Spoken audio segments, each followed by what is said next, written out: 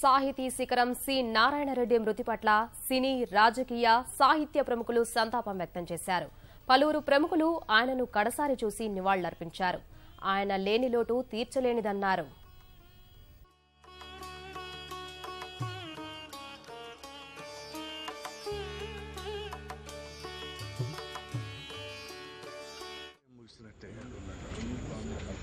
ఆయన సినిమా ఇండస్ట్రీకి రాసిన పాటలు కానీ మిగతా చోట్ల కానీ మిగతా పాటలు కానీ ఆయన రచనలు కానీ ఎప్పుడు చరిత్ర ఉన్నంతకాలం ఉంటాయి. అవి అటువంటి మహాకవి జ్ఞానపీఠ అవార్డు గ్రహీత ఆయన లేకపోవడం అనేది సినిమా ఇండస్ట్రీకే కాదు తెలుగు తెలిసిన వారందరికీ కూడా తెలుగు జాతికి ఆయన దూరమైనట్టు. కానీ ఆయన అందరికీ దగ్గరున్న ఇటుగా ఆయన రచనలు ఆయన పాటలు మనకి తెలుస్తాయి. ఆయనకి నాకు 30 సంవత్సరాల అనుబంధం. మా మొట్టమొదటి సినిమా నేను మొదలుపెట్టిన సినిమా కృష్ణవేణి. ఆ కృష్ణవేణికి పాటలు రాయడం ఆయన టైటిల్ సాంగ్ కృష్ణవేణి అనే సాంగు రాయడానికి ఒక 30-40 పుస్తకాలు దానికి సంబంధించిన చరిత్ర పుస్తకాలు తెప్పించి ఆయన అధ్వానం చేసి 2 మాసాలు దాని మీద స్టడీ చేసి ఆ పాట రాశారు ఆయన. అది కృష్ణానది పుట్టిన దగ్గర నుంచి హంసల దీవిలో కలిసే వరకు ఆ పాట మేము కూడా షూటింగ్ అలాగే చేసాము. పుట్టిన దగ్గర హంసల దీవి కూడా వెళ్ళి చివరికి బాగా వెళ్ళి ఎంతవరకు ప్రవహిస్తున్నా అంతవరకు మేము సినిమా తీసాం. అది ఆయన రాసింది ఆ పాట. ఆ కృష్ణానది ఉన్నంతకాలం అది అలాగే ఉంటుంది ఆ పాట. అంత గొప్ప పాట రాశారు ఆయన. అది మొట్టమొదట నాకు పర్సనల్గా అంటే ప్రొడ్యూసర్గా ఆయనతో అనుబంధం. ఆ తర్వాత అభినందన మందారమాల అని తాండపాపారేళ్ళు ఒక సాంగ్ రాశారు ఆయన. అది కృష్ణరాజు గారు మీకు అభినందన మందారమాల రాస్తున్నానండి అని మొదలుపెట్టి పాట ఆయన రాశారు ఆయన. దాన్ని కూడా మేము అంత బాగా చిత్రీకరించాం. అందరితో చెప్తుండేవారు ఆయన ఈ అభినందన మందారలో 5 మంది ఎంపీలు ఉన్నారని. దాసనారాయణరావు గారు డైరెక్టర్ దానికి, నేను జయప్రద హీరోయిన్ 2 ఎంపీలే. తర్వాత మోహన్ బాబు ఎంపీ, డైరెక్టర్ దాసనారాయణరావు గారు ఎంపీ. 5 ఎంపీలతో తీసే సినిమా ఇది సాంగ్ ఇది అభినందన మందారమాలని. నారాయణ రెడ్డి గారు కూడా ఎంపీ. నారాయణ రెడ్డి గారు కూడా ఎంపీ. ఆయనతో కలిపి 5 నారాయణ రెడ్డి గారితో కలిపి 5 ఎంపీలు కలిసి పాట దాన్ని అనేవారు ఆయన. ఆయన గురించి చెప్పడానికి చెప్పలేము. మా ప్రతి పాటకి ప్రతి సినిమాలోని ప్రతి పాటకి ఆయన నేను కూర్చుని చాలాసార్లు రోజులు గడిపేవాళ్ళం. కానీ మనమూరు పాండవుల్లో ఒక పాట మాత్రం 1.5 గంటలో రాశాడు ఆయన. జయమాలితో తీసే సాంగ్ అది, జావళి సాంగ్. చాలా క్రిటికల్, చాలా బాగా రాయాలి అని చెప్పి మేము 2 రోజుల ముందు నుంచి అనుకుంటున్నాను. బాపు గారు, రమణ గారు, నేను ఆ సాంగ్ రాయాలంటే కొంచెం కష్టం నారాయణ రెడ్డి గారు అని చెప్పి మాట్లాడుతుండేవాడు. కష్టమైతేనేనండి రాసేది, కష్టమైంది రాసితేనే వస్తుంది మనకి చెప్పి 1.5 గంటలో రాశాడు ఆయన ఆ పాట. శివశివ అనలేనరా అని. శివశివ అర్థం 2 అర్థాలు వచ్చేలాగా పాట హిట్ అయ్యేలాగా, పామర్లు కూడా అర్థమయ్యేలాగా అంత గొప్ప పాట రాశాడు ఆయన. ఇలా చెప్పుకుపోతే ఆయన మహాభారతం అంతా, భాగవతం అంతా చరిత్ర ఉంది ఆయన రాసింది. ఆయన పాటలు కానీ దాని కానీ. ఆ జ్ఞానపీఠ అవార్డు గ్రహీత ఇప్పుడు మన దగ్గర లేకపోవడం చాలా తీరని లోటు. ఆ భర్తీని తీరగలిగే మళ్ళీ ఎవరో వస్తారని నేను అనుకున్నాను. వచ్చిన ఆయన అంత గొప్పవాడుగా రావాలని ఎవరన్నా నేను కోరుకుంటున్నాను. ఆయన ఆత్మకు శాంతిని కలిగించాలంటే ఇలాంటి చరిత్ర సృష్టించే మళ్ళీ రచయిత ఒకడు ఆయన పేరు మీద రావాలని ఆయన కోరుకుంటారు. ఆయన ఆత్మకు శాంతి కలగాలని వారి కుటుంబ సభ్యులకి నా ప్రగాఢ సంకల్పం.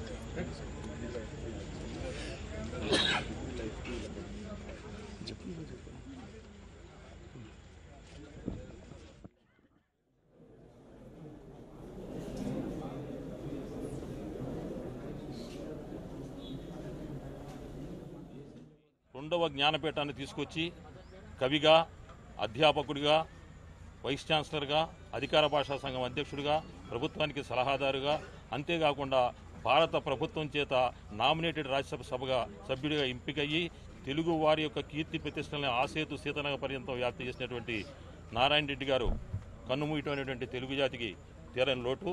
దాదాపు 30 సంవత్సరాలుగా నేను రాసిన మొదటి పుస్తకానికి, మొదటి కవిత్వానికి, మొదటి పాటల పుస్తకానికి ఆయన ముందు మాట రాశారు. చివరగా నేను మొన్న 16లో రాసిన శ్రమకావ్యానికి కూడా ఆయన ముందు మాట రాశారు. వేలాది మందికి ముందు మాటలు రాసి ఉదీయమాన రచయితల్ని ప్రోత్సహించి ఉత్సాహపరిచి పెంచి పెద్ద చేసినటువంటి తండ్రి నారాయణ రెడ్డి గారు. బహుశా భారతదేశంలో కొత్త రచయితల పుస్తకాలకు ముందు మాటలు రాసిన వాళ్ళల్లో భారతదేశంలో ఏకైక వ్యక్తి, ఎక్కువ రాసినటువంటి ఏకైక వ్యక్తి నారాయణ రెడ్డి గారే అవుతారు. అలాంటి మహానుభావుడు లేని లోటు తీర్చరానిది ఆ మహానుభావుడికి నా కన్నీటి నివాళి. నమస్కారం. వారు మా నాన్నగారిని, మాదాల రంగారావు గారిని రంగా నా అంతరంగా అంటూ ఉండేవారు. కమ్యూనిస్టులకు, అభ్యుదయవాదులకు వారి రచనల ద్వారా ఒక గొప్ప మాట చెప్పారు. చైతన్యం చీలితే జగతికి వెలుగు ఎక్కడుంది, చైతన్యం ఐక్యం కావాలి అని వారి రచనల ద్వారా కమ్యూనిస్టులను, అభ్యుదయవాదులను, ఈ రాష్ట్రంలోనే కాదు ఈ దేశంలో ఉన్న అభ్యుదయవాదులందరినీ ఆలోచింపజేసిన మహాకవి జోహార్ శ్రీ నారాయణ రెడ్డి గారు.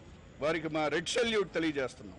ఎన్నిసార్లు చెక్కితే ఓ శిల్పం, ఎన్నిసార్లు చిత్రిస్తే ఓ చిత్రం, కబుర్లు చెప్పకే ఓ కాలమా, ఎన్నిసార్లు చస్తే ఓ జీవితం.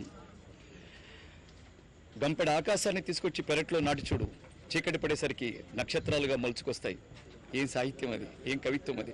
విశ్వనాథ గారి తర్వాత జ్ఞానపీఠాన్ని అందుకున్న ఆ జ్ఞానపీఠుడికి, ఆ విశ్వంభరుడికి, ఆ తరంగిణికి, అక్షరాల్ని మయూరాల్ని చేసి నాట్యం ఆడించిన ఆ కవితా ప్రదాతకు, అనుబంధం ఆత్మీయత అంతా పుట్టుకొని ముందే చెప్పిన ఆ వేదాంతుడికి, అనంతుడికి, కవితండ్రికి పాఠాభివందనం, పాదాభివందనం.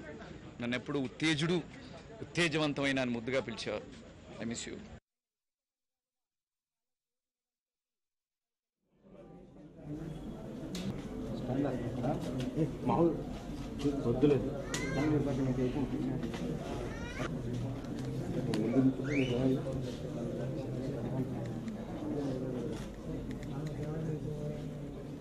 అవునన్నా పక్క ధర్మం అంటే ధర్మంగా జరుగుతాయి. ఎవరు నేనా మదకులు బాగానే చేయాలి. మదకులు బాగానే వచ్చినారు కదా.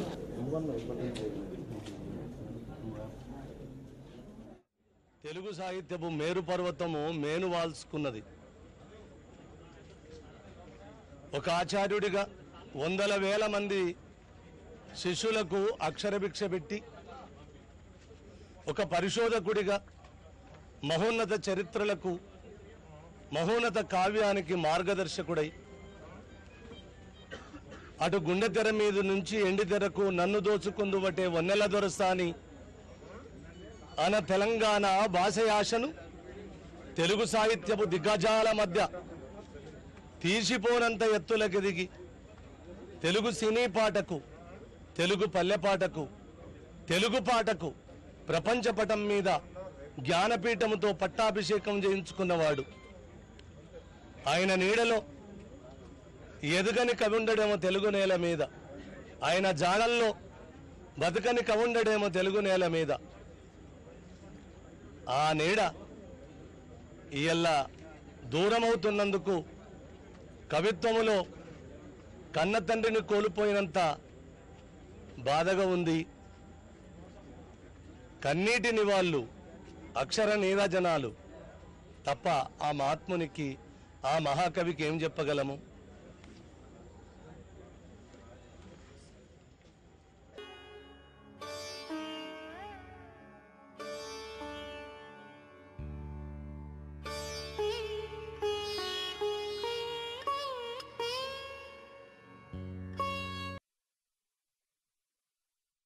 నేనేనేమో ఆయన మనసులాగానే ఆయన మరణం కూడా అనాయాసంగా జరిగింది. నేను ఎక్కువ మాట్లాడలేను ఇలాంటి సందర్భాల్లో. అనుకోకుండా రాంభట్ల నృసింహ శర్మ అనే నా కవిమిత్రుడు విశాఖపట్నం నుంచి నారాయణ రెడ్డి గారి మీద ఒక 4 పంక్తులు ఒక అద్భుతమైన ఖండిక పంపాడు. అది నేను చదవదలుచుకున్నాను. అంతకంటే నేను చెప్పేది ఏం లేదు.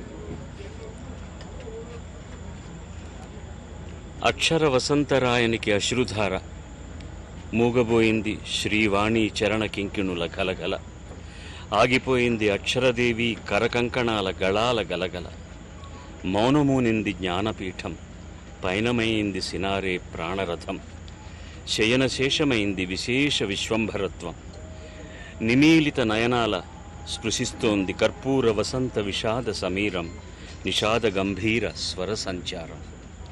ఆంధ్ర సాహిత్య శారదా మందిర ప్రాంగణాన ఇగిరిపోని గంధం సినారే, తెలుగువాడి నాడీ స్పందనల ఆగిపోని అమృతమంజరి ఝరీనాదం సినారే.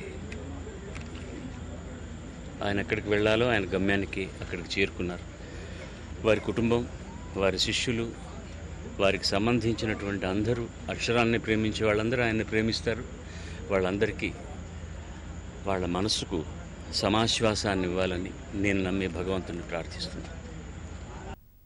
సాహితీవేత్త, తెలుగు భాషా సేవకుడైన సి నారాయణరెడ్డిని జీవితాన్ని పాఠ్యాంశంగా చేర్చాలని నటుడు, మాజీ ఎంపీ హరికృష్ణ సూచించారు.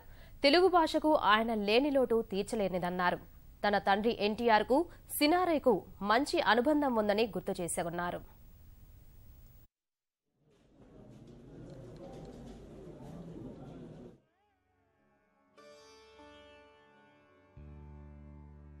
అతంతా మోగబోయింది.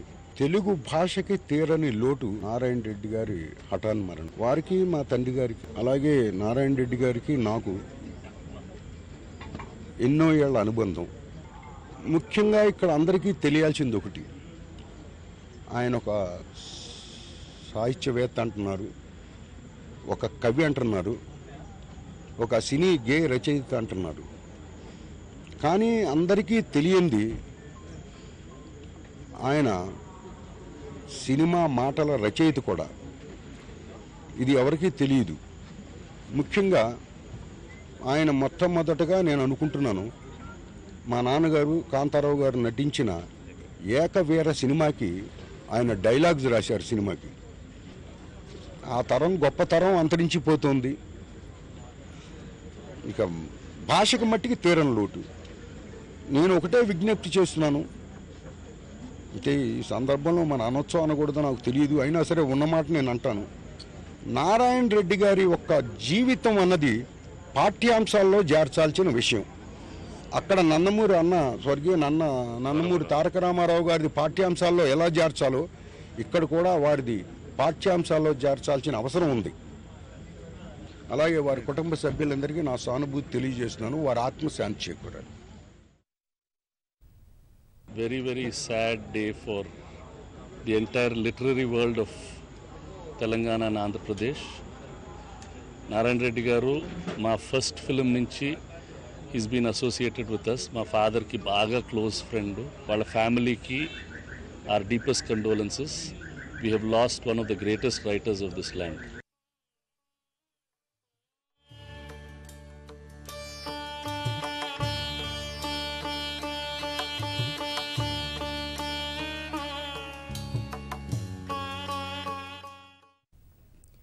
నారాయణ రెడ్డి మరణం సాహిత్య, సినీ రంగానికి తీరని లోటు అని ప్రముఖ రచయిత గొల్లపూడి మారుతీరావు వ్యాఖ్యానించారు.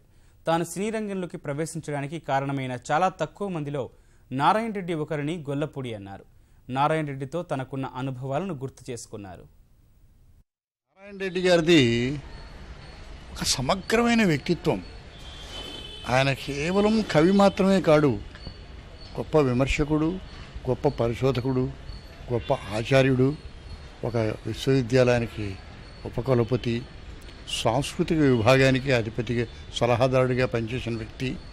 వీటన్నిటికీ మించి ఒక గొప్ప ఆత్మీయులైన నాకు 1963లో నేను సినీ రంగంలో సంపూర్తిగా ప్రవేశించడానికి కారణమైన చాలామందిలో, చాలా తక్కువ మందిలో నారాయణ రెడ్డి గారు ఒకరు.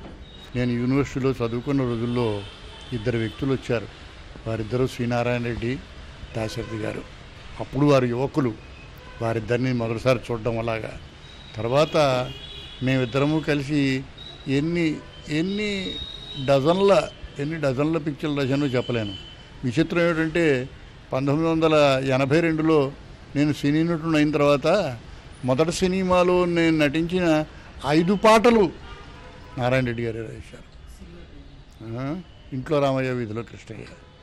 విచిత్రమైన అనుబంధం మా ఇద్దరికి. నేను ఎప్పుడూ ఆయనతో అంటూ ఉండేవాడిని, నేను 10 సీన్లలో చేసే పని మీరు 10 మాటల్లో తీసుకెళ్ళిపోతారు మా రెడ్డి గారు అని. చాలా గొప్ప వ్యక్తి, గొప్ప హితుడు, గొప్ప మిత్రుడు ఆయన. మేము ఎక్కడున్నా సరే నేను ఉంటే పొద్దుటే వచ్చి నా గది తలుపు తట్టి మీ ఇద్దరం కలిసి మార్నింగ్ వాక్ చేసేవాళ్ళం. మారిషస్లో అలా చేసాం, కమలాపూర్ గెస్ట్ హౌస్ మైసూర్లో మీ ఇద్దరం ఆరాధనకి వర్క్ చేశాం, మావారి మంచితనానికి వర్క్ చేశాం, మనుషుల్లో దేవుడికి వర్క్ చేశాం. రాజు రాఘవయ్య చౌదరి గారు ఉండేవారు, ఇంకొక నారాయణ రెడ్డి గారు నేను ఇక్కడి నుంచి మార్నింగ్ వాక్కి వెళ్ళేవాళ్ళం. ఒకసారి వెనక్కి తిరిగి చూసుకుంటే ఎన్ని జ్ఞాపకాలు, ఎన్ని గొప్ప విషయాలు. సాహిత్యంలో కూడా కేవలం పాటలు మాత్రమే కాకుండా సాహిత్యానికి గజల్స్ విశ్వరూపాన్ని చూపించిన వ్యక్తుల్లో నారాయణ రెడ్డి గారు ఒకరు. చాలామంది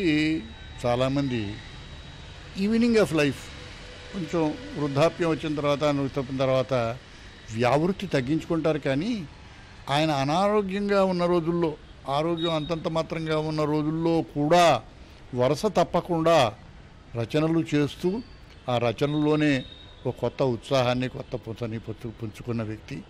ఎన్నో సభల్లో కలిసి పాల్గొన్నాం. నా జీవిత సఫల్య పురస్కారాలు ఆయన చేతుల మీదుగా పుచ్చుకున్నాను.